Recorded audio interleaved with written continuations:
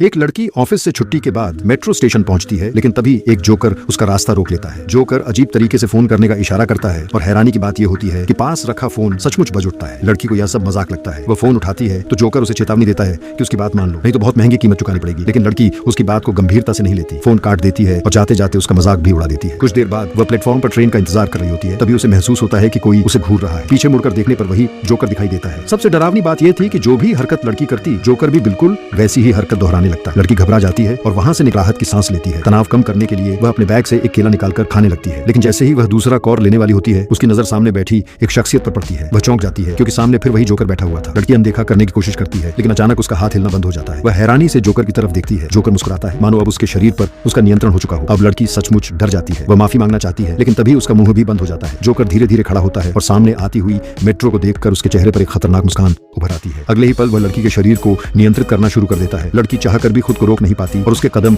धीरे धीरे railway track की तरफ बढ़ने लगते हैं। अब उसे अपनी गलती का एहसास हो चुका था, लेकिन शायद बहुत देर हो चुकी थी।